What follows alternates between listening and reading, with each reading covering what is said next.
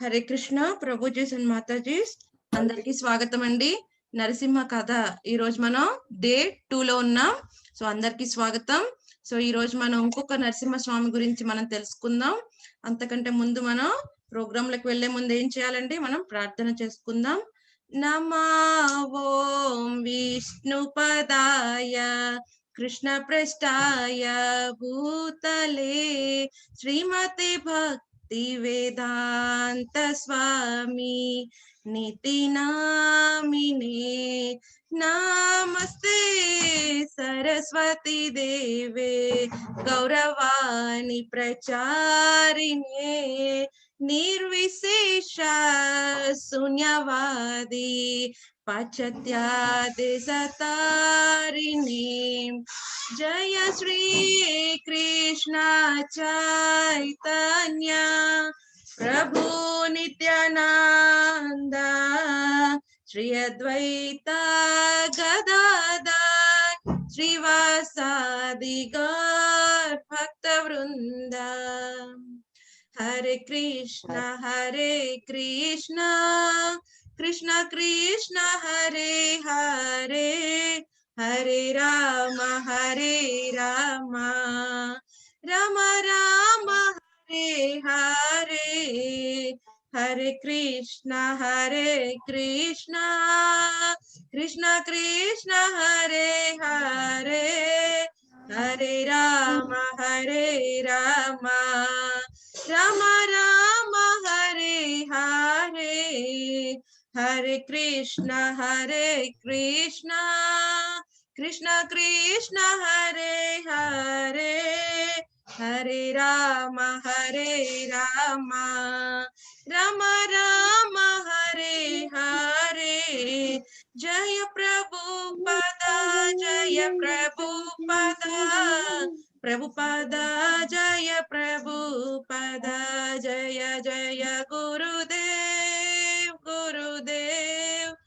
గురుదేవ్ జయ జయ గురుదేవ్. హరినామ సంకీర్తన కీ జయ. హరే కృష్ణ అందరికి స్వాగతం అండి.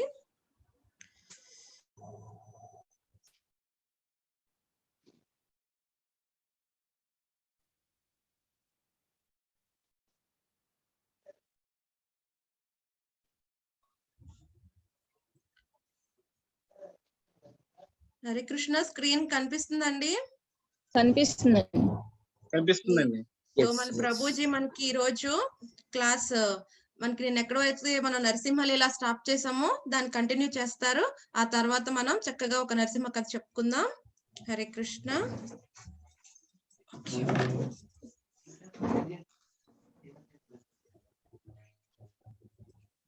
అన్నీ ఉన్నాయి కదా.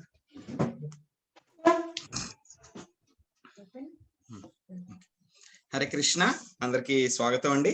మన నరసింహ లీలా కథలు 2వ రోజు కార్యక్రమానికి స్వాగతం అందరికీ కూడా.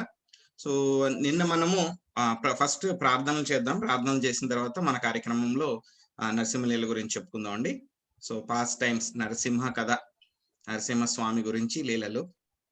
సో మొదట మనం ప్రార్థనలు చేద్దాము.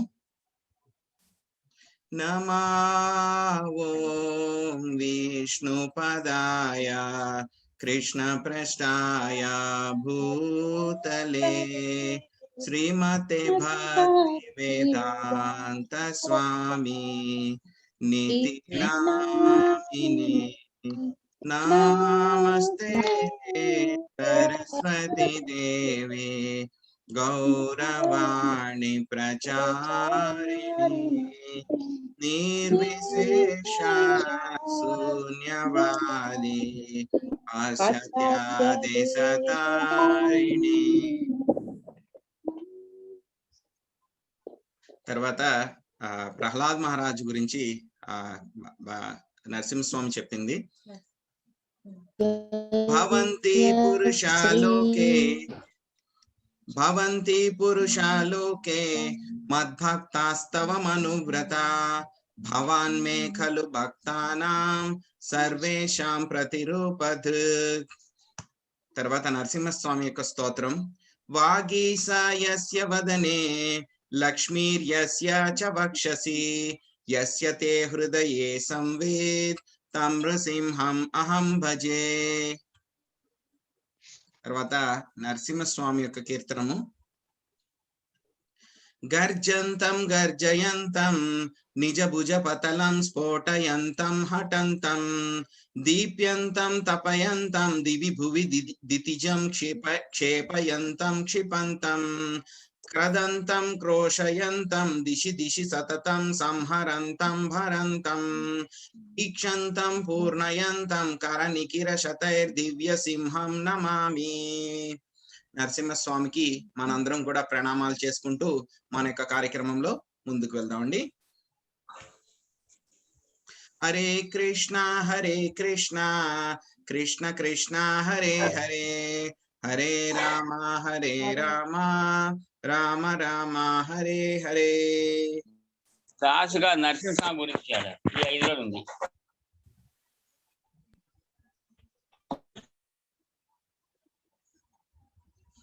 శ్రీమద్ భాగవతంలో వర్ణించబడినటువంటి 7వ స్కందము 5వ అధ్యాయంలో ఏవైతే గనక మన నరసింహలీల కథ గురించి వర్ణించారో దాని గురించి మనం ఈరోజు చర్చించుకుందాం అండి.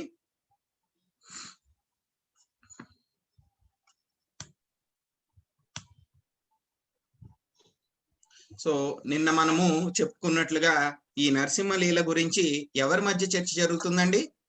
ఎవరికైనా గుర్తుందండి?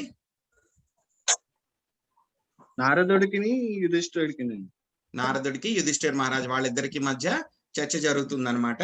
సో నిన్న మనము చెప్పుకున్నాము ఏ విధంగా అయితే కనుక హిరణ్యకశిపు భయంకరమైనటువంటి తపస్సు చేసి బ్రహ్మ నుండి వరాలు పొందుతాడు. నేను మరణం లేకుండా నాకు వరం కావాలని బ్రహ్మగారిని అడిగినప్పుడు నాకే అటువంటి శక్తి లేదు, నాకే మరణం లేకుండా లేదు, అందుచేత నేను ఆ వరం ఇవ్వలేను అంటే గనక నేను రకరకాలైనటువంటి కండిషన్స్ అన్నమాట, షరతులు పెడతాడు ఆయన. సో ఆ షరతులు పెట్టిన దాని ప్రకారం నాకు ఈ విధంగా మరణం రాకూడదు, నాకు పట్టపగలు గాని రాత్రి గాని మరణం రాకూడదు, ఇంటి బయట గాని లోపల గాని రాకూడదు, తర్వాత ఆయుధంతో గాని మనుషులతో గాని జంతువులతో గాని దేవతలతో గాని రాకూడదు, భూమి మీద ఉండగా రాకూడదు, ఆకాశం మీద ఉండగా కూడా రాకూడదు. ఇంకా చెప్పాలంటే గనక 12 నెలల్లో ఏ నెలలో కూడా నాకు మరణం సంభవించకూడదు అని చెప్పి రకరకాలైనటువంటి షరతులన్నీ పెట్టారనమాట. సో బ్రహ్మగారికి అవన్నీ విన్న తర్వాత చాలా వింతగా అనిపిస్తాయి. కానీ ఏంటంటే ఆయన చేసినటువంటి ఆ యొక్క ఘోరమైన తపస్సు ఫలాన్ని బట్టి ఆయనకి అటువంటి వరం ఇవ్వక తప్పలేదన్నమాట. సో ఆ విధంగా ఆ యొక్క వరాలన్నీ తీసుకున్న తర్వాత హిరణ్యకశిపుడు ఏం చేస్తాడు, మొత్తం అన్ని 14 లోకాల మీద కూడా ఆయన ఆధిపత్యం సంపాదిస్తాడు. ఎన్ని రకాలైనటువంటి ఇంద్రియ భోగాలు ఉన్న 14 లోకాల్లో ఉండేటువంటి ఇంద్రియ భోగాలన్నీ కూడా ఆయన చేతిలో ఉన్నాయన్నమాట. అవన్నీ ఎన్ని ఉన్నా సరే ఆయనకి ఒక సంతోషం అనేది, ఒక సాటిస్ఫాక్షన్ అనేది ఆయనకి ఉండదు అనమాట, సంతృప్తి అనేది ఉండదు. ఏమైపోయాడంటే ఆయన అంత ఘోర తపస్సు చేసినా సరే ఆయన తన ఇంద్రియాలను మాత్రం నియంత్రించుకోలేకపోయాడు అనమాట. ఆ విధంగా ఏం జరిగిందంటే ఆయనకి 4 కుమారులు ఉంటారు. ఆ 4 కుమారులు, ఒక కూతురు. అందులో ప్రహ్లాదుడు అత్యంత ఉత్తమమైనటువంటి లక్షణాలు కలిగిన వాడు అనమాట. సో ఆయనకి ఉండేటువంటి ఉత్తమమైనటువంటి లక్షణాలు ఏంటి అని చెప్పేసి అవన్నీ కూడా మనము నిన్న చూసాము. సో ఇన్ని ఉత్తమ లక్షణాలు ఉన్నా సరే హిరణ్యకశిపు ప్రహ్లాదుణ్ణి చంపడానికి ప్రయత్నిస్తాడు. ఎందుకు చంపడానికి ప్రయత్నిస్తాడు అనేటువంటిది యుధిష్ఠిర మహారాజు నారద ముని వారిని అడగడం జరిగింది. సో దానికి సమాధానం నారద ముని ఏం చెప్తారో మనం ఈ రోజు చూద్దామండి.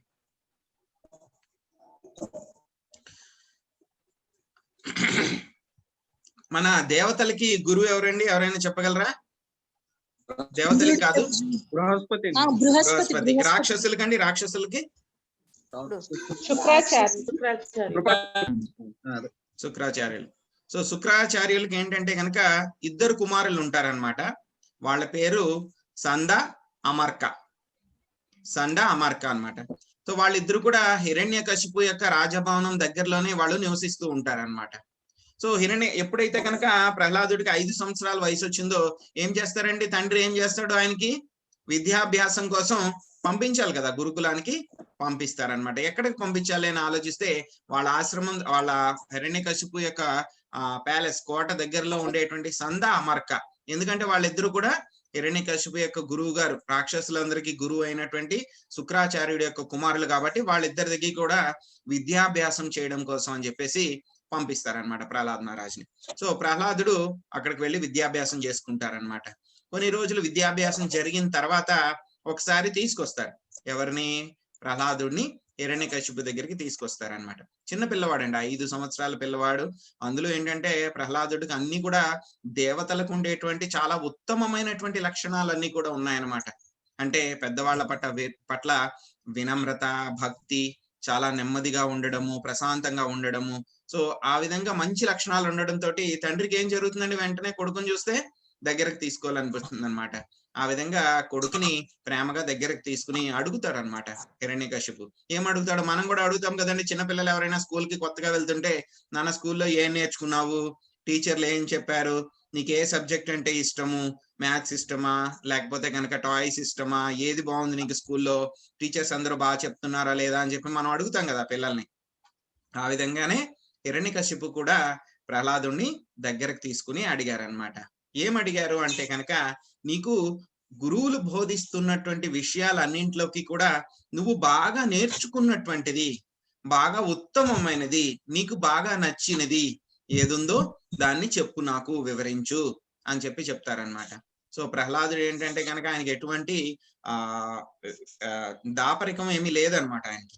సో అందుకని ఆయన ఏం చెప్తారంటే కనుక సమాధానం ఈ విధంగా చెప్తారనమాట.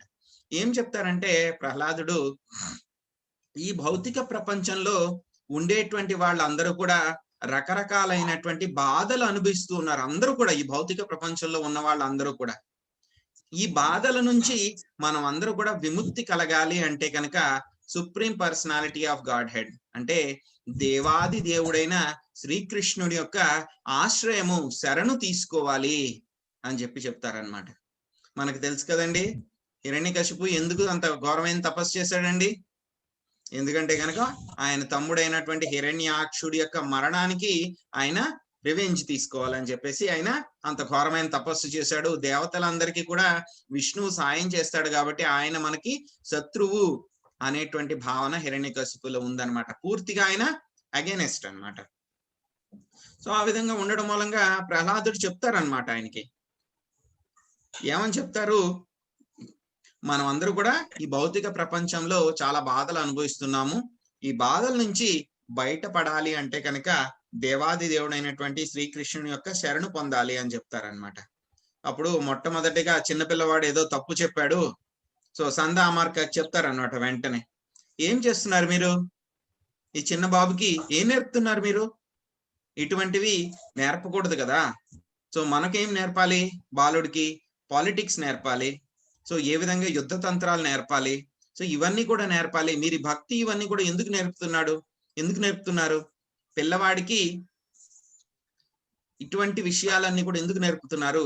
మీరు సరిగ్గా బోధించండి, లేకపోతే కనుక మీ సంగతి చూస్తాను అని చెప్పి చెప్తారనమాట హిరణ్యకశిపు. వెంటనే సందా అమార్క ఇద్దరు కూడా భయపడిపోతారు. భయపడిపోయి ఆయన చెప్తారు, లేదు లేదు, ఏదో తప్పు జరిగింది, మేము ఆ తప్పును సరిదిద్దుకుంటాము, ఇంకొక అవకాశం ఇవ్వండి మాకు అని చెప్తారనమాట. అప్పుడు మళ్ళీ ప్రహ్లాదుడిని ఈ యొక్క సందా అమార్కతో పాటు మళ్ళీ ఆశ్రమానికి పంపిస్తారనమాట.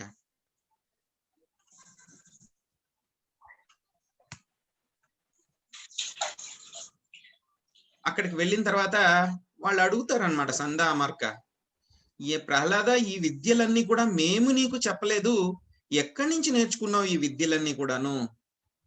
ఈ విద్యలన్నీ కూడా ఎక్కడి నుంచి నేర్చుకున్నావు అని చెప్పని అడుగుతారనమాట. దానికి ఆయన సమాధానం చెప్తారు. అదే ఆయన ఏం చెప్తారంటే వాళ్ళ యొక్క గురువులకి, యాక్చువల్గా ఇక్కడ చూస్తే కనుక మనకి ప్రహ్లాదుడి శిష్యుడు గురువులు ఎవరు? సండా అమార్క. కానీ ఏంటంటే ఇక్కడ శిష్యుడు గురువులకి బోధించడం మొదలు పెడతా ఉంటారనమాట. ఆయన చెప్తారనమాట శ్రీమద్ భాగవతంలో ఈ విధంగా. ఏమని చెప్తారంటే కనుక, మనం అందరూ కూడా దేవాది దేవుడైనటువంటి కృష్ణుడి యొక్క సేవకులం, అందరూ కూడా జీవులందరూ కూడా. సో ఎవరు మనకి శత్రువులు కాదు, సో ఎవరు మనకి మిత్రులు కూడా కాదు. సో అందరితో కూడా మనం సమానంగా ప్రవర్తించాలి. అందరూ కూడా సమానమే, అందరూ కూడా దేవాది దేవుడైనటువంటి కృష్ణుడి యొక్క సంతానం కాబట్టి మనం అందరూ కూడా సమానంగా ఉండాలి. ఎవరితోనూ కూడా మనము అసూయ పెంచుకోకూడదు, శత్రుత్వం పెంచుకోకూడదు అని చెప్పి చెప్పడం జరుగుతుంది అనమాట. సో అది చెప్పిన తర్వాత వాళ్ళు చాలా ఫ్యూరియస్ అయిపోతారు, అంటే చాలా కోపోద్రిక్తులు అయిపోతారు అనమాట. సండా మార్క ఏంటి గురువులు మీరా మేమా, మేం చెప్పినట్లు చేయాలి కదా, నువ్వు మాకు చెప్తావేంటి అని చెప్పేసి ప్రహ్లాదుని ఏంటంటే రకరకాలైనటువంటి విధాలుగా భయపెడతారనమాట. భయపెట్టి వాళ్ళ యొక్క ఉద్దేశం ఏంటంటే ఆయన ఆల్రెడీ రాజుగారి యొక్క కొడుకు అయినా సరే ఆ కొడుకుకి ఏమన్నా చేస్తే కనుక మళ్ళీ ఏమన్నా ప్రాబ్లం అవుతుందని వాళ్ళకి భయం ఉంటుంది. కానీ ఏంటంటే ఆయనకి సరిగ్గా మనం సరైన దారిలో పెట్టకపోతే కనుక హిరణ్యకశిపు మళ్ళీ మమ్మల్ని దండిస్తాడు హిరణ్యకశిపు మనల్ని అనేటువంటి ఒక భయం కూడా ఉంది వాళ్ళకి. అందుకని ఏం చేస్తారంటే ప్రహ్లాదుని రకరకాలుగా భయపెడతారనమాట.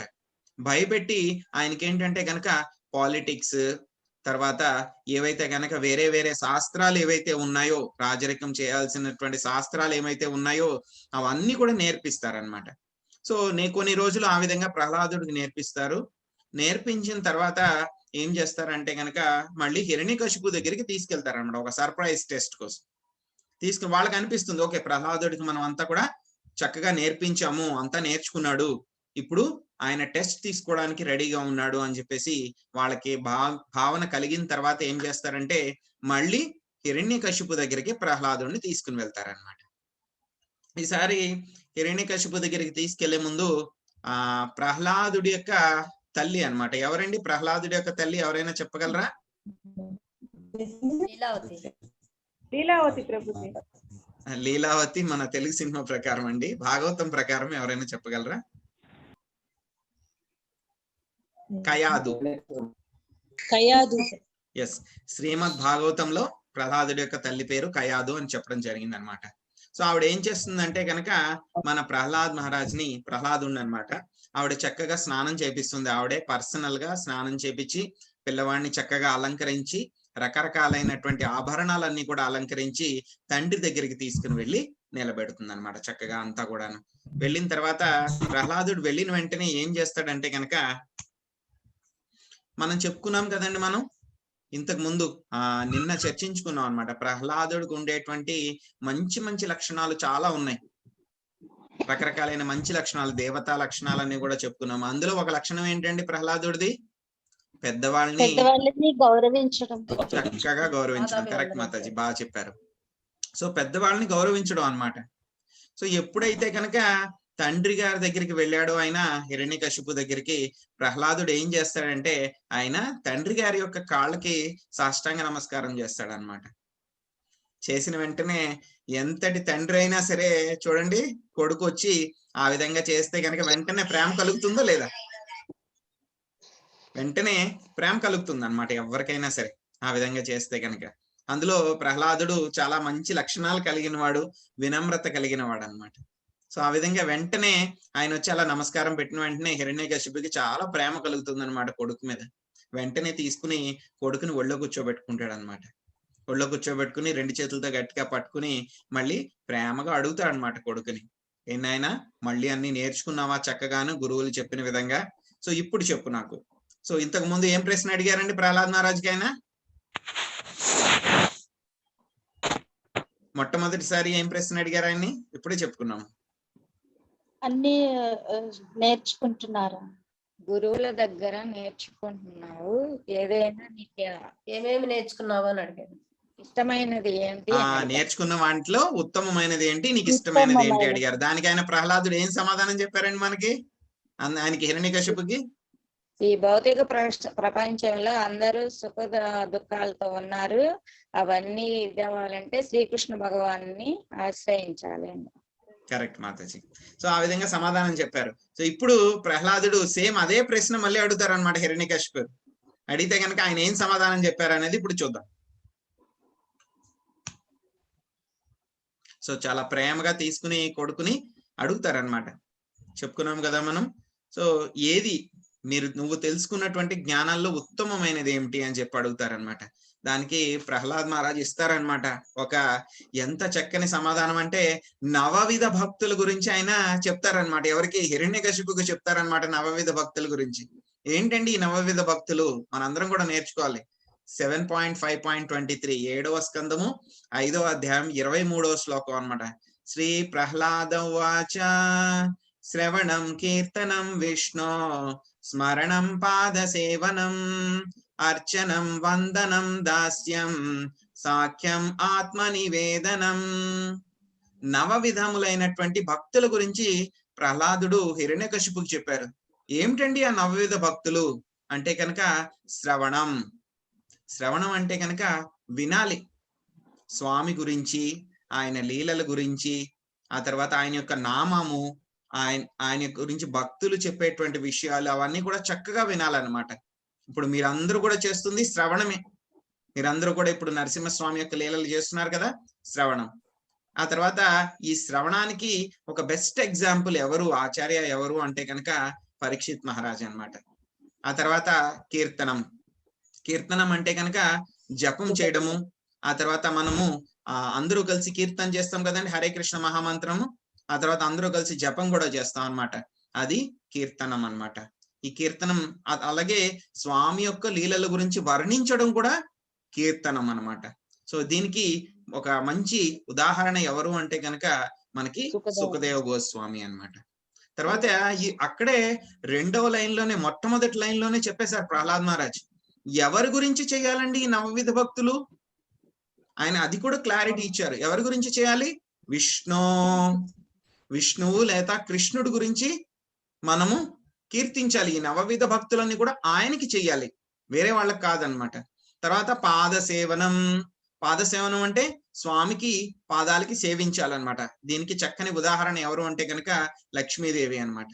ఆవిడ ఎప్పుడు కూడా స్వామి యొక్క పాదాలని వదిలిపెట్టకుండా పాదాలని ఆవిడ మసాజ్ చేస్తూ ఉంటుందన్నమాట. ఆ తర్వాత అర్చనం. అర్చనం అంటే స్వామికి వర్షిప్ చేయడం, అంటే పూజించడం అన్నమాట. తర్వాత వందనం. వందనం అంటే స్వామికి చక్కనైనటువంటి ప్రార్థనలు చేయడం అన్నమాట. దీనికి ఉదాహరణ ఎవరు అంటే కనుక అక్రూరుడు అన్నమాట. దాస్యం. ఆ తర్వాత స్వామికి ఏం చేయాలి? మనం సేవకుడిలాగా మనము సేవ చేయాలన్నమాట. ఏమిటి ఆ సేవ చేయడంలో చక్కని ఉదాహరణ ఎవరు అంటే కనుక మనకి హనుమంతుడు అన్నమాట. తర్వాత సాఖ్యం. స్వామికి స్నేహితుడు లాగా ఉండాలన్నమాట, సేవితులాగా ఉండాలంటే ఎవరండి చక్కని ఉదాహరణ? అర్జునుడు. కరెక్ట్. ఆ తర్వాత ఆత్మ నివేదనం అంటే అన్ని కూడా స్వామికి సమర్పించాలన్నమాట. మనకు ఉన్నటువంటి అన్ని కూడా. ఎవరండి దీనికి ఉదాహరణ? బలి మహారాజ్. Thank you. సో ఈ రకాలైనటువంటి 9 రకాలైనటువంటి నవవిధ భక్తుల ద్వారా విష్ణువు లేదా కృష్ణుని మనం సేవించుకోవాలి అని చెప్తారనమాట. సో దానికి ఇంకా హిరణ్యకశిపుకి ఎట్లా వస్తుందండి కోపం? ఇంకా ఏం చెప్పారు సమాధానం? నేను అడిగింది ఏమిటి, నువ్వేమిటి చెప్పావు, ఏంటి సమాధానం ఇలా చెప్పావు అని చెప్పి ఆయనకి చాలా ఫ్యూరియస్ అయిపోతాడు, చాలా కోపోద్రిక్తుడు అయిపోతాడు అనమాట. అయిపోయి కోపం ఆయన కళ్ళు మూసేస్తుంది అనమాట. సో తన ఒళ్ళో ఉన్నది తన కొడుకు అనేటువంటి విషయాన్ని కూడా మర్చిపోతాడు. మర్చిపోయి ఒక తాజ్పాముని, అంటే చిన్న తాజ్పాముని మనం తొక్కితే ఎలా లేస్తుంది పైకి, ఆ విధంగా హిరణ్యకశిపుకి పూర్తిగా కోపం వచ్చేస్తుంది అనమాట. వచ్చిన వెంటనే ఏం చేస్తాడు? ఒళ్ళో ఉంచి ఆయన యొక్క కొడుకుని కిందకు తోసేస్తాడు అనమాట. తోసేసి అప్పుడు ఆయన ఏమంటాడు? ఇతను బతకడానికి అర్హుడు కాదు, వెంటనే ఇతన్ని చంపేయండి, వెంటనే చంపేయండి. ఏ విధంగా కూడా అతనికి బతకడానికి ఎటువంటి అర్హత కూడా లేదు, చంపేయండి అని చెప్పి చెప్తారనమాట. వెంటనే వాళ్ళ యొక్క సేవకులకి, వాళ్ళ యొక్క భటులు ఎవరైతే ఉంటారో వాళ్ళందరికీ కూడా చెప్తారనమాట. అప్పుడు వాళ్ళు ఏం చేస్తారు? ఏమిటంటే రాజుగారు చెప్పారు కదా, ఇంకా చెప్తే కనుక ఇంకా వేరే ఆప్షన్ లేదు, చేయాల్సిందే. వాళ్ళు ఏం చేస్తారంటే కనుక ప్రహ్లాదుని రకరకాలైనటువంటి పద్ధతుల ద్వారా చంపడానికి ప్రయత్నిస్తారనమాట. సో మొదట ఏం చేస్తారండి? ఆయన యొక్క లేత శరీరాన్ని శూలాలతోటి పొడిచి చంపుదామని చెప్పి ప్రయత్నిస్తారనమాట. అవ్వదు. ఆ విధంగా ఆయనకి ఏమి చిన్న దెబ్బ కూడా తగలదన్నమాట. తర్వాత ఏం చేస్తారంటే చాలా భయంకరమైనటువంటి పాములు ఉండేటువంటి ఒక చిన్న రూమ్ లో పెట్టేస్తారు ఆయన. పెట్టేసి పాములతో అయినా కరిపించి చంపుదామని చెప్పి ప్రయత్నిస్తారు. సో ఏమీ జరగదు, ఒక్క పాము కూడా ఆయన్ని ఏ విధంగా కూడా కరవదనమాట. ఆ తర్వాత ఏం చేస్తారు? ఇలా కూడా అవ్వట్లేదు మనకి అని చెప్పేసి ఒక పెద్ద పర్వతం మీదకి తీసుకుని వెళ్తారనమాట. పర్వతం నుంచి తీసుకెళ్లి పైనుంచి లోయలోకి పాడేస్తారు ఆయన్ని. లోయలోకి పాడేస్తే ఇన్ని జరుగుతున్నా సరే ప్రహ్లాదుడు ఏ విధంగా కూడా కొంచెం కూడా చలించకుండా ఆయన ఎలా ఉంటారండి, స్వామి యొక్క స్మరణం చేస్తూ ఉంటారనమాట.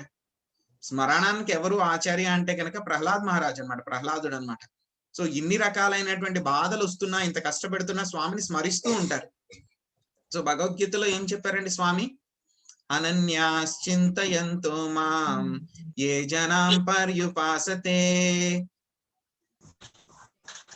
తేషాం నిత్యాభియుక్తానాం యోగక్షేమం వహామ్యహం.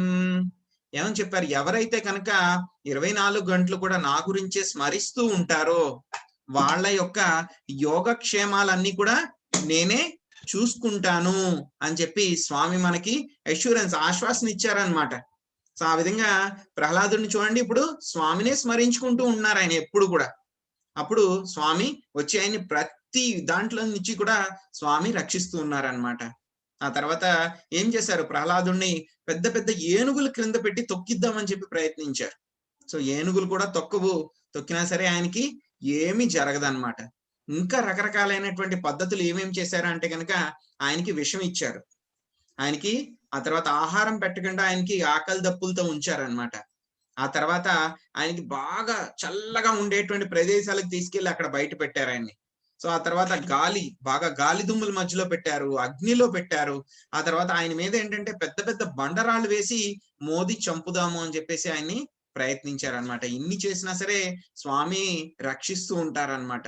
మనం చెప్పుకున్న ఇంతకు ముందు, కృష్ణుడు ఎవరినైనా రక్షించాలి అని అనుకుంటే కనుక వాళ్ళని ఏమీ చేయలేరు. కృష్ణుడు ఎవరినైనా సరే శిక్షించాలి అని అనుకుంటే కనుక వాళ్ళని ఎవరు రక్షించలేరు.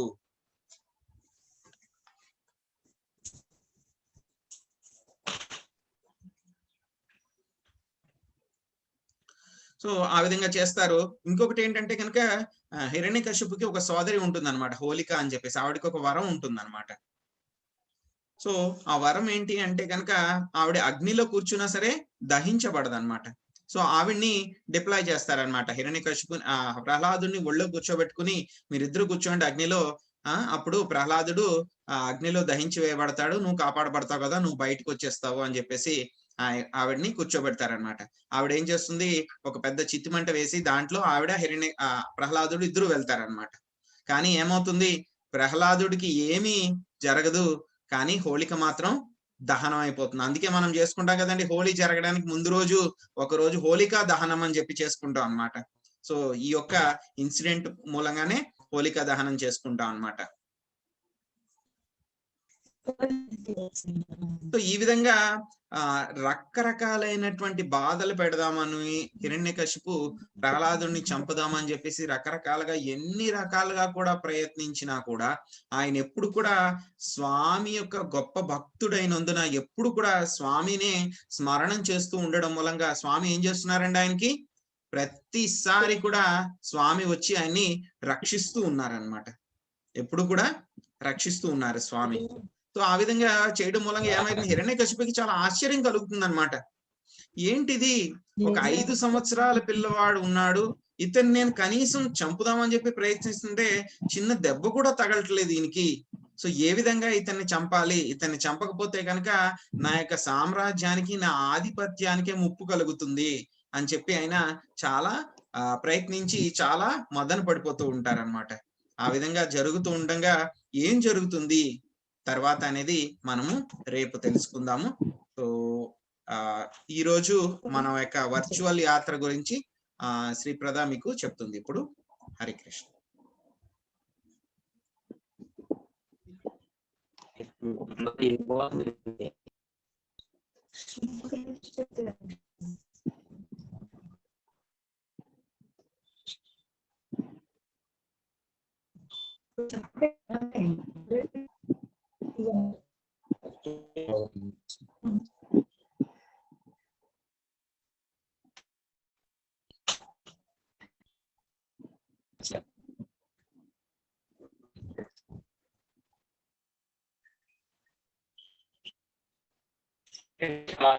వాయిస్ రావట్లేదండి. ఇప్పుడండి వస్తుందండి. ఓకే, సారీ స్లోగా వస్తుందండి బాగా. స్లో ఉంది, ఒకసారి volume update. Okay, it's slow actually. ఇప్పుడు వస్తుందండి. హరే కృష్ణ. వస్తుంది మాతాజీ. This is full 100%. ఎస్. కొంచెం బెటర్. ఈ రోజు మనం మాయాపూర్ నరసింహ దగ్గరికి వెళ్ళిపోదాం. సో అందరు రెడీగా ఉన్నారా? ఏమండి? నరసింహ అవునా. భగవానికి జై. మన నరసింహ చాలా పవర్ఫుల్ అన్నమాట. మనం కూడా చాలా అటెంటివ్ గా ఉండాలి, చాలా ఎంతూజియాస్టిక్ గా ఉండాలి తెలుసుకోవడం కోసం. ఎందుకంటే ఈయన చాలా పవర్ఫుల్. మనం ఇప్పుడు ఎవరి కోసం తెలుసుకుంటున్నామో. సో ఈ రోజు మనం వెళ్ళేది ఎక్కడికంటే మాయాపూర్, వెస్ట్ బెంగాల్. ఓకే, నిన్న టెంపుల్ ఎక్కడికి వెళ్ళామండి మనం? ఒరిస్సా. పూరి, ఒడిస్సా. సో ఈస్ట్ ఒడిస్సా, ఇండియాలో నిన్న శాంతి. ఒక నరసింహస్వామి దగ్గరికి వెళ్ళాం. ఈ రోజు ఈస్ట్ ఇండియాలో ఇంకో నరసింహస్వామి, ఇంకో పవర్ఫుల్ లక్ష్మీ నరసింహస్వామి దగ్గరికి వెళ్తున్నాం. నిన్న శాంత నరసింహ గురించి తెలుసుకున్నాం, ఈ రోజు ఉగ్ర నరసింహ. Okay okay. సో మీరు ఎవరైనా మాయాపూర్ విజిట్ చేశారండి? హరే కృష్ణ. మాతాజీ. ఓకే, సో ప్రియా మాతాజీ వెళ్ళారు. ఇంకెవరైనా విజిట్ చేశారా? మాయాపూర్ ధామ్ కలకత్తా దగ్గర ఉంటుంది, 3 to 4 hours journey. Okay, so Priya Mataji కొంచెం ఐడియా ఉంటుంది ఇప్పుడు నేను ఏం చెప్తున్నానో. సో రిమైనింగ్ వాళ్ళ పిక్చర్స్ ద్వారా సో మనం వర్చువల్ గా అక్కడికి వెళ్ళి మనం అసలు ఏం జరిగిందని తెలుసుకుందాం. సో ఇప్పుడు చూడండి, మాయాపూర్ ఇప్పుడు చూస్తే కనుక మీరు వెళ్తే టెంపుల్ ఈ విధంగా మీకు కనిపిస్తుంది, కింద ఉన్న పిక్చర్ లాగా. ఓకే, సో ఇప్పుడు చాలా డెవలప్ అయింది అనమాట. కానీ 1980s ఆ టైంలో చూస్తే యాక్చువల్ గా ఆ ల్యాండ్ అంతా ఇస్కాన్ తీసుకోవడం జరిగింది, అంటే బై చేయడం జరిగింది. కానీ ఇంకా అంత ఫుల్ గా కన్స్ట్రక్షన్ అవ్వలేదు. స్మాల్ టెంపుల్ ఇక్కడ మీరు చూస్తున్నారు కదండి, స్మాల్ టెంపుల్ ఉండేది, మిగతా అంతా ఫీల్డ్స్ అన్నమాట. ఓకే, మిగతా అంతా ఫీల్డ్స్ కింద ఉండేది. సో జస్ట్ కొంచెం వ్యవసాయం చేస్తూ మిగతా అంతా అలా ఉంచేవారు అనమాట. సో ఎప్పుడైతే ఫండ్స్ వస్తాయో స్లోగా సో టెంపుల్ డెవలప్ చేస్తున్నారు. ఇప్పుడు మీరు చూస్తే గనక కింద ఉన్న పిక్చర్ లాగా మనకి చక్కగా చంద్రోదయ మందిర్ అన్నమాట. అప్పుడైతే ఓన్లీ మనకి రాధాకృష్ణ డిటి, చైతన్య మహాప్రభు, శ్రీల ప్రభుపాద్ అంతవరకే ఉండేవారు అనమాట.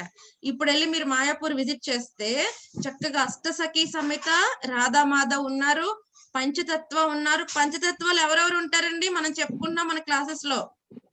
పంచతత్వాలు ఎవరెవరు ఉంటారు? 5గురు. Chaitanya Mahaprabhu, Ananda Mahaprabhu, Advaita Mahaprabhu, Gadadhara Prabhu and Shrivasa Prabhu. Okay, so అక్కడ పంచతత్వ ఉంటారు. హరే కృష్ణ, సమ్ నాయిస్ వస్తుంది. ఓకే ఓకే, సో అక్కడ పంచతత్వ ఉంటారు, అక్కడ మన ఉగ్ర నరసింహ కూడా ఉంటారన్నమాట. సో స్టార్టింగ్ ఉగ్ర నరసింహ అక్కడ లేరు, కానీ ఉగ్ర నరసింహ అక్కడ ఎలా మేనిఫెస్ట్ అయ్యారు, అక్కడ ఎలా అపేర్ అయ్యారు అన్న దాని గురించి ఈ రోజు మనం తెలుసుకుందాం. ఆయన చాలా మిరాకిల్స్ చేశారు, అసలు చాలా మెర్సిఫుల్. ఈ రోజుకి కూడా డివోటీస్ ఇంకా చాలా టెస్టిమోనియల్స్ ఇస్తున్నారు. సో మనం ఆ నరసింహ గురించి ఈ రోజు తెలుసుకోబోతున్నాం అనమాట. సో స్టార్టింగ్ ఇలా ఉండేదని చెప్పాను కదండి. ఒకసారి ఏమవుతుందంటే 1984 అరౌండ్ మిడ్ నైట్ అన్నమాట. సో 12:20 AM ఆ టైంలో ఏమవుతుందంటే డికాయిట్స్ అక్కడంతా అప్పుడు ఎక్కువ జనసంచారం అయ్యేం ఉండేది కాదనమాట. సో అంతా ఫీల్డ్స్, ఇంకా యానిమల్స్ కూడా ఎక్కువ తిరుగుతూ ఉండేవన్నమాట, వైల్డ్ యానిమల్స్ కూడా. సో వీళ్ళందరూ చక్కగా టార్చ్ చేసుకుని చాలా కేర్ఫుల్ గా హ్యాండిల్ చేస్తూ ఉండేవారు. కానీ ఏమైందంటే డికాయిట్స్ బాగా అటాక్ చేస్తారు విత్ చాలా పెద్ద పెద్ద వెపన్స్ తో, బాంబ్స్ తో అటాక్ చేస్తారు అనమాట అప్పుడు ఆ టెంపుల్ ని. సో ఏమవుతుందంటే it's all of sudden, they didn't expect కదా. మిడ్ నైట్ ఎవరైనా ఎక్స్పెక్ట్ చేస్తామండి? అందరూ ఏం చేస్తూ ఉంటారు ఆ టైంలో? నిద్రపోతూ ఉంటారు, రెస్ట్ తీసుకుంటూ ఉంటారు. సో వీళ్ళు అలర్ట్ అయ్యి మళ్ళీ వాళ్ళని ఆఫ్ చేసేపటికి ఏం జరిగిందంటే అప్పటికే ఈ డెకాయిట్స్ ఏం చేశారంటే శ్రీల ప్రభుపాద్ గారి డీటీని, రాధారాణి డీటీని తీసుకుని వెళ్ళిపోవడానికి ప్రయత్నిస్తారనమాట. సో ఎప్పుడైతే మళ్ళీ డివోటీస్ అలర్ట్ అయ్యి మళ్ళీ ఫుల్ గా ఫైట్ చేసి వాళ్ళతో ఫైనల్ గా శ్రీల ప్రభుపాద్ డీటీని వాళ్ళ దగ్గర నుంచి తీసేసుకుంటారు. కానీ రాధారాణి డీటీస్ అప్పటికి వాళ్ళు తీసుకెళ్లిపోతారు అనమాట. సో ఏం జరుగుతుందంటే అప్పుడు ఇంకా చాలా మందిని హర్ట్ చేస్తారనమాట డికాయిట్స్. యాక్చువల్ గా చాలా వైలెంట్ గా వస్తారు వాళ్ళు, ఎందుకంటే వాళ్ళ ఉద్దేశం ఏంటి? Mainly destruction. సో వాళ్ళు చాలా ఏం చేస్తారంటే చాలా మంది ఆర్గాన్స్ కూడా పోయాయి అప్పుడు. చాలా మంది వాళ్ళ లెగ్స్ ఫుల్ గా లూజ్ అయిపోయారు అనమాట. ఇప్పటికి కూడా మనం చూస్తాం యాక్చువల్ గా కొంతమంది మహారాజులు వాళ్ళకి ఇప్పుడు కూడా కాళ్ళు ఇవ్వండి, ఎందుకంటే ఆ టైంలో రాధాకృష్ణ డీటీస్ ని కాపాడడం కోసం వాళ్ళ లైఫ్ నే రిస్క్ చేశారనమాట. సో అంతలాగా వాళ్ళు రాధాకృష్ణని అంత బాగా సర్వ్ చేసేవారు అనమాట. సో ఏమవుతుంది, కొంతమందికి ఈ రోజుకి మనం ఆ మహారాజుని చూడొచ్చు, ఈ రోజు కూడా వాళ్ళని చూసినప్పుడు వాళ్ళ సాక్రిఫైస్ మనకు గుర్తు తెచ్చుకుంటాం అనమాట. సో ఆ విధంగా రాధాకృష్ణ డీటెయిల్స్ ని వాళ్ళు ఉంచుతారు, కానీ రాధారాణిని మాత్రం మనం మిస్ అయిపోతాం అనమాట. సో ఆ తర్వాత ఏం జరుగుతుందంటే అప్పుడు లాస్ట్ లో ఇంకా ఎంతకి కంట్రోల్ అవ్వదు. అప్పుడు ఏం చేస్తారంటే మన డివోటీస్ దగ్గర కూడా అంతకు ముందు కొంచెం చిన్న చిన్న ఇష్యూస్ అవుతున్నాయని గన్స్ తీసుకుంటాం అనమాట. లైసెన్స్ గన్స్ ఉన్నాయి. సో వాటిని గాల్లో ఫైర్ చేస్తే అప్పుడు ఈ డెకాయిడ్స్ అమ్మో వీళ్ళ దగ్గర కూడా గన్స్ ఉన్నాయి అని చెప్పి వాళ్ళు అక్కడి నుంచి వెళ్ళిపోతారు. సో ఆ విధంగా ఆ రోజు అలా గడుస్తుంది. కానీ now there is a tension in the community. ఏం చేయాలి, డెకాయిడ్స్ నుంచి ఎలా కాపాడుకోవాలి అనే డిస్కషన్ వస్తుంది అనమాట. సో అలా అవుతున్నప్పుడు ఏం జరుగుతుందంటే అప్పటికి ఆ టైం చూడండి, ఇక్కడ ఇలా వండర్ఫుల్ డీటీ ఇలాగ ఈ చిన్న టెంపుల్ లాగా చిన్న ఆల్టర్ ఉండేది అనమాట. మీరు ఇక్కడ చూస్తున్నాక సెంట్రల్ రాధాకృష్ణ, చైతన్య మహాప్రభు, రిమైనింగ్ అన్ని కూడా ఆచార్యాస్, పంచతత్వ. సో ఈ ఇద్దరు పూజారులు అనమాట, twin brothers. Okay, Jananivas Prabhuji and పంకజంగ్రి Prabhu. So వీళ్ళిద్దరు చక్కగా రాధాకృష్ణ చైతన్య మహాప్రభుని చక్కగా డీటీ వర్షిప్ అంతా అర్చా పద్ధతి అంతా కూడా వాళ్ళు చక్కగా ఫాలో అవుతూ ఉండేవారు. సో ఇంత బ్యూటిఫుల్ డీటీస్ అని చక్కగా బాగా జరుగుతున్న సమయంలో ఈ సంఘటన జరుగుతుంది. సో ఏం జరుగుతుందంటే అప్పుడు అనుకుంటారు, సార్ మరి ఏం చేయాలి, ఇప్పుడు మన రాధారాణి ఎలాగో మిస్ అయిపోయాం, కానీ నెక్స్ట్ టైం ఇలాంటి ఇష్యూస్ అవ్వకుండా ఉండాలంటే ఏం చేయాలి అని అక్కడ డిస్కషన్ పెట్టినప్పుడు అప్పుడు టెంపుల్ కోఆర్డినేటర్ ఎవరంటే యాక్చువల్గా భవానంద్ ప్రభుజీ అన్నమాట. సో ఈ భవానంద్ ప్రభుజీ ఏం చేస్తారంటే అడుగుతారు అక్కడ ఉన్న సీనియర్ డివోటీస్ ని, ఇంకా గౌడీ సాంప్రదాయం అక్కడంతా ఉంటుంది, నవద్వీప్ అంతా కూడా చైతన్య మహాప్రభు డివోటీస్, గౌడీ సాంప్రదాయం డివోటీస్, మెనీ టెంపుల్స్ మనం అక్కడ చూడొచ్చు అనమాట. సో వాళ్ళందరినీ కన్సల్ట్ చేసినప్పుడు వాళ్ళు ఒక విషయం చెప్తారనమాట. సేమ్ ఇలాంటిదే ఒకసారి జరిగింది. ఎప్పుడంటే ఎప్పుడైతే భక్తి వినోద్ ఠాకూర్ అండ్ శ్రీల భక్తి సిద్ధాంత సరస్వతి ఠాకూర్ ఉన్నప్పుడు కూడా ఇలాంటి సిచ్యుయేషన్ జరిగింది. ఎవరికైనా గుర్తుందా? భక్తి సిద్ధాంత సరస్వతి ఎవరండి? మనం గురు పరంపరలో చెప్పుకుంటాం, ప్రభుపాద యొక్క గురువు గారు. ప్రభుపాదుల యొక్క గురువు గారు భక్తి సిద్ధాంత సరస్వతి ఠాకూర్. సో ఆ టైంలో ఈ విషయం జరిగినప్పుడు అది ఎక్కడ జరిగిందంటే ఇలాంటి అటాక్స్ యోగపీత్ అనే ప్రదేశం నవద్వీప్ ధామ్ లో. అక్కడ ఏంటంటే ఇక్కడ మీరు ఫస్ట్ పిక్చర్ చూస్తున్నారు కదండి, అది నిమాయ్ ట్రీ అంటారు అనమాట. దాని కిందే చైతన్య మహాప్రభు ఆవిర్భవించడం జరుగుతుంది అనమాట. సో మనకి దీని దగ్గరలోనే ఇక్కడ మీరు చూస్తున్నారు కదా, నా యారో మార్క్ చూడండి, అక్కడే యోగ్ పీత్ అనమాట. అక్కడ మనం చూస్తాం జగన్నాథ్ మిశ్రా, సచీమాత, చిన్న బాబు కింద చైతన్య మహాప్రభు ఉంటారు. మనకి ఆ విధంగా మనకి డీటీస్ దర్శనం ఇస్తారు అనమాట. సో అది యోగ్ పీత్ మందిర్. సో అక్కడే పక్కన టెంపుల్స్ మనం చూడొచ్చు అనమాట. సో ఇక్కడ మీరు చూస్తున్నారు పంచతత్వ, మనం చెప్పుకున్నాం కదా, ఇక్కడ పంచతత్వ డీటీస్ ఉంటారు, జగన్నాథ్ ఉన్నారు. ఆ తర్వాత ఇక్కడ మళ్ళీ గౌరంగ మహాప్రభు ఉంటారు, మళ్ళీ ఎవరంటే గదాధర, గౌరంగ మహాప్రభు ఇద్దరు ఉంటారు అనమాట. పంచతత్వాలో గదాధర అండ్ గౌరంగ మహాప్రభు. సో ఇక్కడ మళ్ళీ ఇంకో సెపరేట్ టెంపుల్ ఉంటుంది, గౌర గదాధర్ టెంపుల్. సో ఈ విధంగా ఎన్ని టెంపుల్స్ ఇక్కడ ఉంటాయి. ఇదే ప్లేస్ లో అప్పుడు ఒకసారి అటాక్ జరుగుతుంది అనమాట. ఆ సమయంలో అప్పుడు ఏం చేశారంటే స్క్రిప్చర్స్ అవన్నీ అలాగే అప్పుడు ఉన్న పండితులు అందరితో డిస్కస్ చేసి భక్తి సిద్ధాంత సరస్వతి ఠాకూర్ అండ్ భక్తి వినోద్ ఠాకూర్ ఒక డెసిషన్ కి వస్తారు. ఏంటంటే ఈ ప్లేస్ లో మనం లక్ష్మీ నరసింహస్వామిని ఇన్స్టాల్ చేయాలి అని ఇన్స్టాల్ చేస్తారన్నమాట. ఇక్కడ మీరు చూసారు కదండి, అద్భుతంగా ఉంటుంది అనమాట ఈ డీటీ లక్ష్మీ నరసింహస్వామి. సో ఈ లక్ష్మీ నరసింహస్వామిని ఇన్స్టాల్ చేస్తారు. ఇన్స్టాల్ చేసినప్పటి నుంచి ఆ యోగ్ పీత్ లో మళ్ళీ ఇలాంటి ఇష్యూస్ ఏం జరగలేదు నెక్స్ట్. సో వీళ్ళు ఏం సజెషన్ ఇస్తారంటే భవానంద్ ప్రభుకి, ప్లీజ్ మీరు ఏం చేయాలంటే మంచిగా ఒక నరసింహస్వామిని మీరు ఇన్స్టాల్ చేయండి, ఆ తర్వాత అలాంటి ఇష్యూస్ మీకు కూడా ఫేస్ అవ్వకుండా ఉంటారు అని సజెషన్ ఇస్తారనమాట. సో భవానంద్ ప్రభు వచ్చి అందరితో డిస్కస్ చేస్తారు. డిస్కస్ చేసిన తర్వాత హరే కృష్ణ ఫ్లో అర్థం అవుతుంది కదండి? హరే కృష్ణ డివోటీ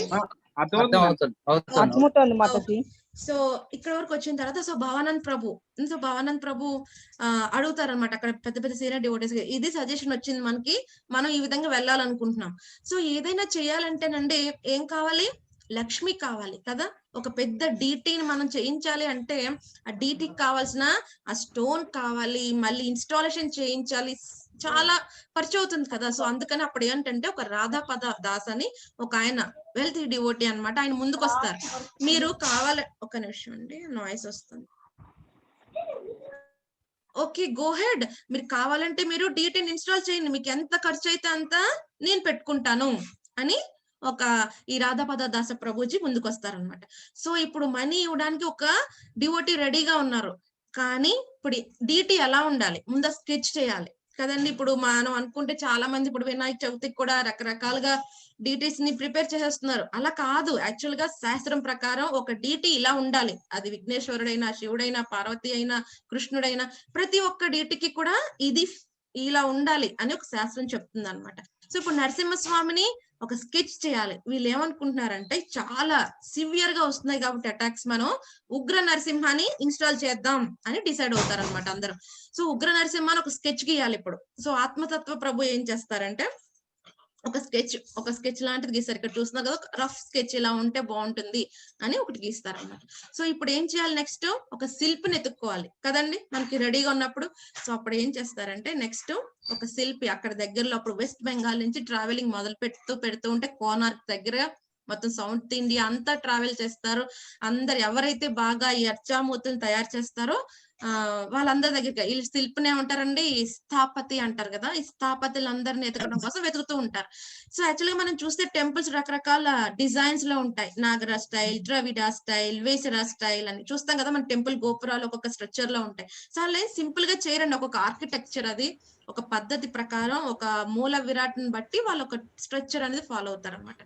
సో ఈ చాలా అద్భుతమైన ఈ స్కల్ప్టర్ దగ్గరకు వచ్చి అడుగుతారు, మాకు ఒక డీటీని మీరు చేసి పెట్టాలి, మీ ఒక అవుట్లైన్ అనుకుంటున్నాం, మీరు ఇంకా దాన్ని ఫైనల్ చేసి, ఎందుకంటే ఎప్పుడైతే ఈ అర్చామూర్తిని చేసే వాళ్ళు చాలా సింపుల్ గా చేశారండి. వాళ్ళకు కూడా శాస్త్రం తెలుసు, శాస్త్ర ప్రకారమే వాళ్ళు చేస్తారనమాట. ఎవరైతే శాస్త్ర ప్రకారం చేస్తున్నారో వాళ్ళ దగ్గర చేసిన డీటీస్ పర్ఫెక్ట్, బోనఫైడ్ కదా. సో ఈయన చాలా ఫస్ట్ ఈ స్థాపతి చాలా హ్యాపీగా ఫీల్ అవుతాడు. ఇస్కాన్ డివోటీస్ వస్తున్నారు, మేబీ నేనైనా రాధాకృష్ణ డీటీని ఏమన్నా చేయాలేమో, లేకపోతే ఏదైనా చేయాలేమో అని చాలా సంతోషపడుతూ ఉంటాడు, వాళ్ళని గ్రీట్ చేస్తాడు. కానీ ఎప్పుడైతే వీళ్ళు ఉగ్ర నరసింహ డీటీ అంటారో తను చాలా షాక్ అయిపోతాడు అనమాట. ఎందుకంటే ఉగ్ర నరసింహ డీటీ అంత ఈజీ కాదండి వర్షిప్ చేయటం కదా, చాలా రూల్స్ అండ్ రెగ్యులేషన్స్ ఫాలో అవ్వాలి పూజారీస్. సో తను శిల్పి అంటాడు, లేదు లేదు నేను చేయలేను అంటే వీళ్ళు ఆశ్చర్యపోతారు, అదేంటి మీరు ఇప్పుడే మమ్మల్ని ఇంతలాగా ఆహ్వానించారు, మీరు అంతా బాగా చేస్తారు కదా మా ఉగ్ర నరసింహ డీటీని, మీరు స్కెచ్ ఫైనల్ చేయండి, మాకు ఇలాగా డీటీని చేసి పెట్టండి అంటే, లేదు లేదు అది మాత్రం నేను చేయను అంటారు అనమాట. సరే అని ఈ ఆత్మతత్వ ప్రభు మళ్ళీ వెళ్తారు. మొత్తం అంతా 6 months మొత్తం ట్రావెల్ చేసేస్తారు ప్రభుజీ. సౌత్ ఇండియా అంతా వెళ్తారు, మాయాపూర్ ఏరియా, వెస్ట్ బెంగాల్ మొత్తం అన్ని కవర్ చేస్తూ ఎంతో మంది బెస్ట్ స్కల్ప్టర్స్ అందరి దగ్గరికి వెళ్ళి అడుగుతారు, ప్లీజ్ మాకు రిక్వైర్మెంట్ ఉంది, ఈ డీటీని మాకు చేసి పెట్టండి అని అడుగుతారు అనమాట. ఎవరు కూడా ప్రతి ఒక్కరు కూడా రిజెక్ట్ చేస్తారు. చాలా ఫెరోషియస్ డీటీ అవుతుంది, సారీ మేము అది చేయలేమండి అని చెప్పేస్తారు అనమాట. సో ఫైనల్ గా ఇంకా ఆత్మతత్వ ప్రభు ఏం చేస్తారంటే స్క్రిప్చర్స్ ప్రకారం ఒకటి ఫైనల్ స్కెచ్ వేసుకుని మళ్ళీ అందరి దగ్గర ఒక మీటింగ్ పెడతారు, సీనియర్ డివోటీస్ అందరి దగ్గర పెట్టి, ఇది నేను అనుకుంటున్నాను యాజ్ పర్ స్క్రిప్చురల్ డిస్క్రిప్షన్ ప్రకారం నేను ఒక అవుట్లైన్ తీసుకున్నాను స్వామిది, సో మీ అందరు అగ్రి అయితే కనుక మళ్ళీ స్థాపతి దగ్గరికి వెళ్తాను. ఫస్ట్ టైం ఎవరి దగ్గరికి అయితే వెళ్ళానో మళ్ళీ అతని దగ్గరికి వెళ్తాను. సో అతను ఎలాగైనా ఒప్పించాలి, మనకి ఇంకా ఆప్షన్ లేదు అంటే, సో మొత్తం అందరు కూడా ఏకగ్రీవంగా ఎస్ మీరు చెప్పిన ఫీచర్స్ ప్రకారం ఈ డీటీ చాలా బాగున్నారు, స్కెచ్ ఫైనల్ అయితే బాగుంటుంది, తను కూడా ఒప్పుకుంటే బాగుంటుంది అని వెళ్తారనమాట. సో ఫైనల్ గా వెళ్తారు, మళ్ళీ ఆ స్థాపతి దగ్గరికి వెళ్ళి అడుగుతారు అనమాట, ప్లీజ్ మాకు ఇది చేసి పెట్టండి అని అడుగుతారు అనమాట. అడిగితే ఈసారి ఒప్పించుకుంటాడు, సరే నేను చేస్తాను అంటాడు అనమాట. ఈసారి ఆత్మతత్వ ప్రభుకి డౌట్ వస్తుంది, లాస్ట్ టైం మీరు వద్దన్నారు, మీరు చేయనన్నారు, మరి ఇప్పుడు ఎందుకు చేస్తాను అంటున్నారు, ఏదైనా రీజన్ ఉందా, నేను తెలుసుకోవాలనుకుంటున్నాను అంటే అప్పుడు చెప్తా అనమాట ఆ స్థాపతి, ఏం లేదండి, మీరు వచ్చి వెళ్ళిన తర్వాత నేను మా గురువుని కలిసి నేను అడిగాను, ఇలా వచ్చారు వాళ్ళు ఇస్కాన్ డివోటీస్ కొంతమంది వచ్చారు, వాళ్ళకి రిక్వైర్మెంట్ ఉన్నారు, నేను చెప్పేశాను అంటే అప్పుడు వాళ్ళ గురువు చెప్తారనమాట, వాళ్ళు ఇస్కాన్ డివోటీస్ ఆల్రెడీ రాధాకృష్ణ చాలా బాగా సర్వ్ చేస్తున్నారు, ఈ ఉగ్ర నరసింహని కూడా వాళ్ళు బాగానే సర్వ్ చేస్తారు, నీకేం ప్రాబ్లం లేదు, నువ్వు విత్ ఇన్ 6 months పీరియడ్ టైంలో ఈ పని నువ్వు స్టార్ట్ చేసేయి, నీకు ఎటువంటి ప్రాబ్లం లేదు, యూ కెన్ స్టార్ట్, ఈ ప్రాసెస్ నువ్వు స్టార్ట్ చేసాయి అని చెప్పి ఎప్పుడైతే గురు బ్లెస్సింగ్స్ వచ్చాయో నాకు కాన్ఫిడెన్స్ వచ్చింది నేను చేయొచ్చని అని చెప్తా అనమాట. చూడండి మనం అనుకుంటాం చాలా విషయాల్లో గురువు లేకుండా ఎన్నెన్నో చేసేయచ్చు అనుకుంటాం, సో గురువు లేకపోతే ఏ ఆధ్యాత్మిక పని కూడా జరగదండి. అది శిల్పం అర్చామూర్తిని తయారు చేయడంతో నుంచి ఆయనకి మన పుష్పం సమర్పించే దగ్గర వరకు కూడా ఏదైనా సరే గురువు యొక్క పర్మిషన్ ఉంటేనే మనం స్వామి దగ్గర వరకు వెళ్ళగలం. మనం కూడా చూసాం కదా, విశ్వకర్మ మాత్రమే బలదేవ్ జగన్నాథ సుభద్రమయ్య డీటీస్ ని చేయగలిగారు, ఎందుకండి అది ఆయనకి మాత్రమే పర్మిషన్ ఇవ్వబడింది జగన్నాథ్ చేత. సో ఏదైనా జగన్నాథ్ అలాగే శ్రీకృష్ణ భగవానుడి గురువు యొక్క పర్మిషన్స్ ఉండాలి. ఏ ఆధ్యాత్మిక కార్యక్రమం అయినా సరే, అది మీరు చిన్న ఫ్లవర్ స్వామికి అర్పించడంతో పాటు నుంచి ఏదైనా సరే, ఇంత అమౌంట్ దానం చేయడం ఏదైనా సరే కూడా వాళ్ళ యొక్క బ్లెస్సింగ్స్ ఉంటాయి కానీ మనం ఏమి చేయలేం అనమాట. సో ఇలా నా గురువులు నాకు బ్లెస్ చేశారు, ఐఎమ్ సో హ్యాపీ, నేను చేస్తాను అంటాడు. సరే అయితే ఇప్పుడు చేయడానికి నెక్స్ట్ ఏంటంటే ఇప్పుడు ఆత్మతత్వ ఒక నిమిషం అండి, మనం I think missed one slide. Yes okay. So Atmatattva Prabhu అడుగుతారు, సో మరి ఎప్పుడు రమ్మంటారు నన్ను అంటే, ఒక 6 months లో రండి, నేను 6 months లో మీకు తయారు చేసి ఇస్తాను అంట అనమాట. సో ఆఫ్టర్ 6 months వెళ్తారు, మళ్ళీ ఆత్మతత్వ ప్రభు వస్తారు. ఓకే డీటీ రెడీ అయిందా, కొంచెం మాకు చూపించండి, మేము దర్శనం చేసుకుంటా అంటే, అప్పుడు ఈ స్థాపతి అంటాడు, డీటీ ఏంటి అసలు, ఇంతవరకు కావాల్సిన స్టోనే దొరకలేదు, నేను సెర్చ్ చేస్తున్నాను 6 months నుంచి, నాకు సఫిషియంట్ స్టోన్ దొరకలేదు అంటారు అనమాట. మనం చూస్తే స్క్రిప్చర్స్ ప్రకారం ఏంటంటే అది లివింగ్ స్టోన్ అవ్వాలండి. ఒక అచ్చామూర్తిని కార్వ్ చేయాలంటే ఆ స్టోన్ లివింగ్ స్టోన్ అవ్వాలి.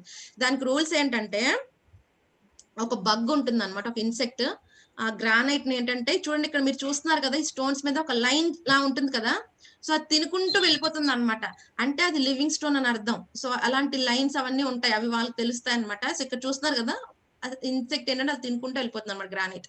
సో అలాంటి స్టోన్ ని ఐడెంటిఫై చేయాలి ఆయన. దాంతో పాటు ఆ స్టోన్ ని 7 places లో హిట్ చేస్తే 7 different సౌండ్స్ రావాలి.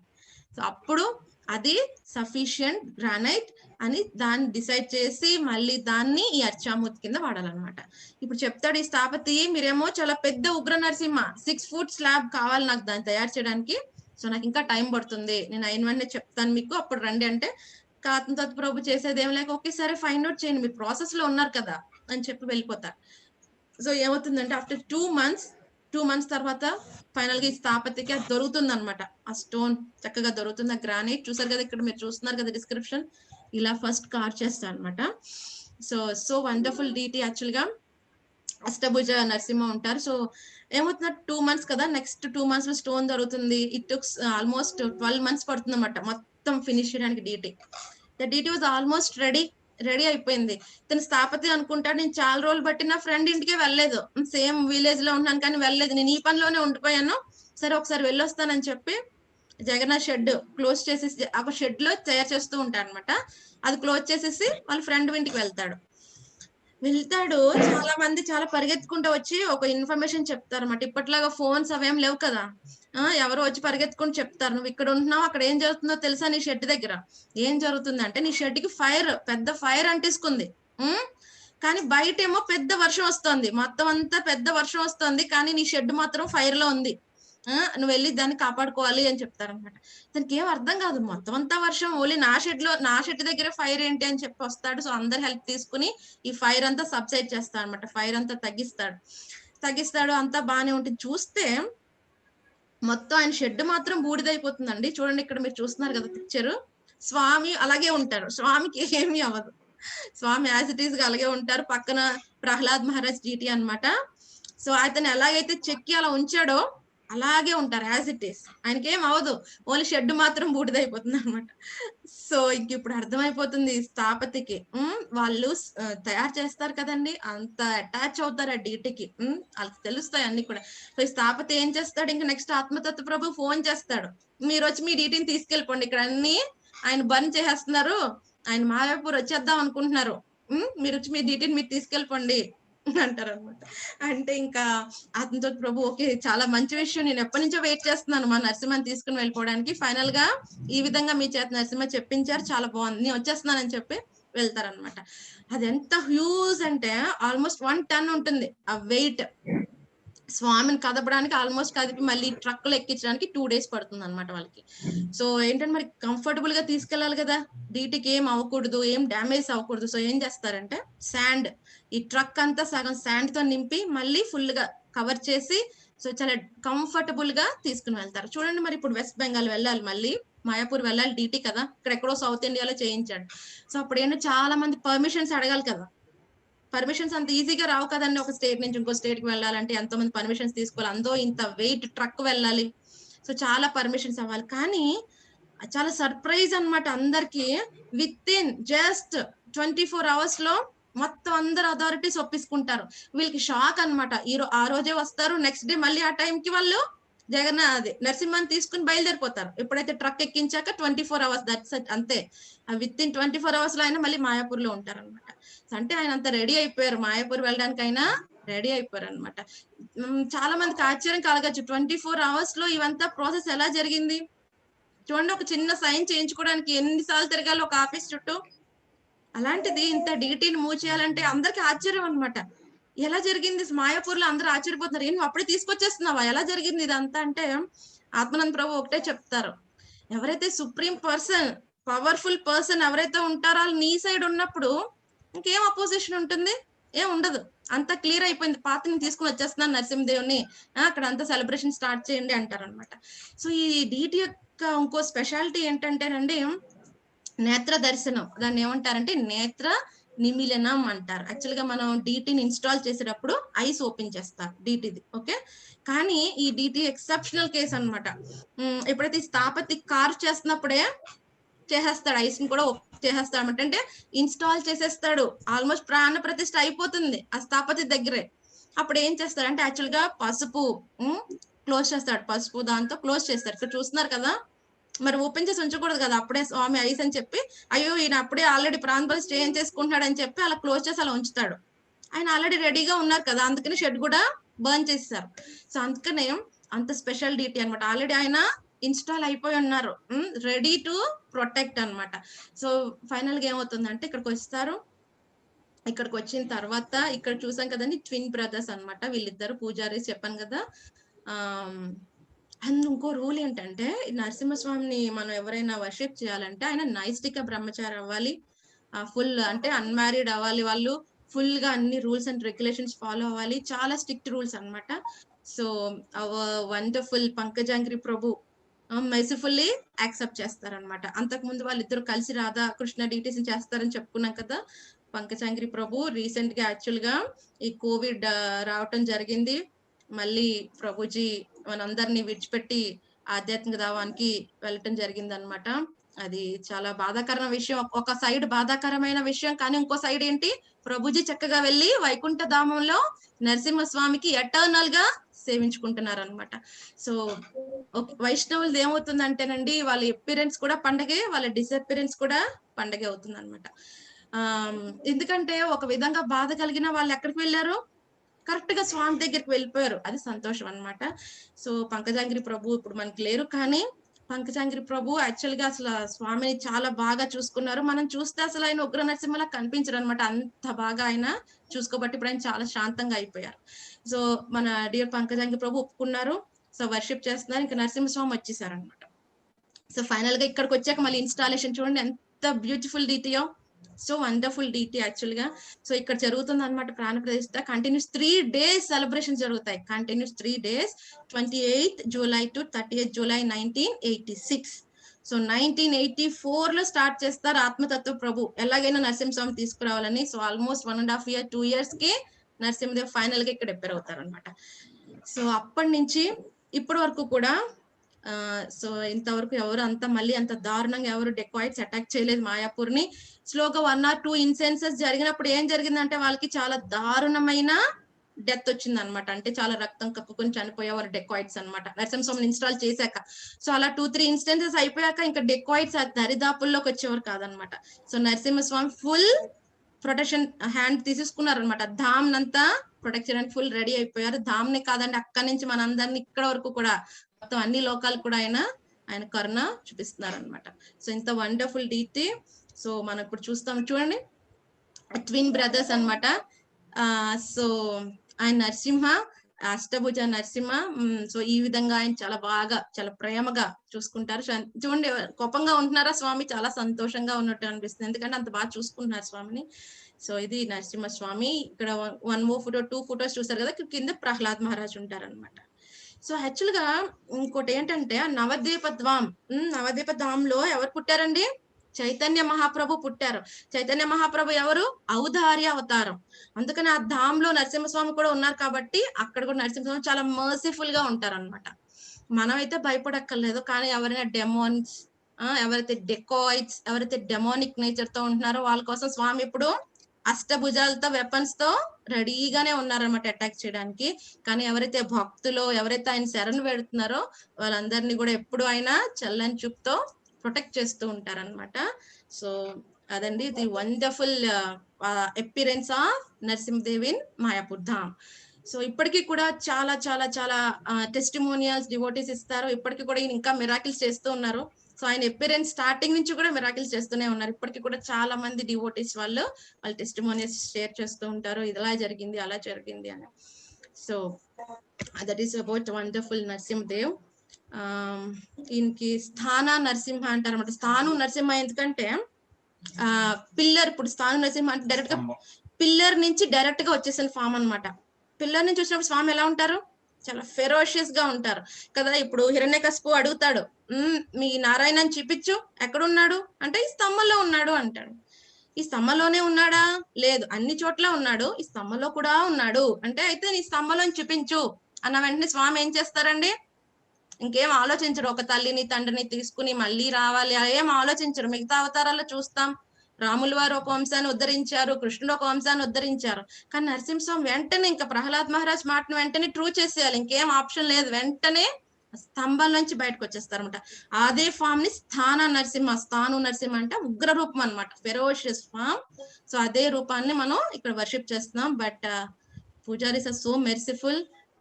ఆయన ఎప్పుడు చాలా కూల్ గా శాంతంగా ఉంచుతున్నారు. చూడండి, మనం చూస్తేనే అర్థమైపోతుంది చాలా శాంతంగా ఉన్నారు అనమాట. సో మనం కూడా ప్రే చేద్దాం ఆయనకి. సో మనలో ఉన్న కల్మషాలన్నిటినీ తీసేయమని, అలాగే మనకు కూడా ఎప్పుడు కూడా ఆ కృష్ణ భక్తి అనేది ఎప్పటికీ మనకు దొరకాలని, ఆ కృష్ణుడి యొక్క పాద పద్మాలకి మనం ఎప్పుడు దూరం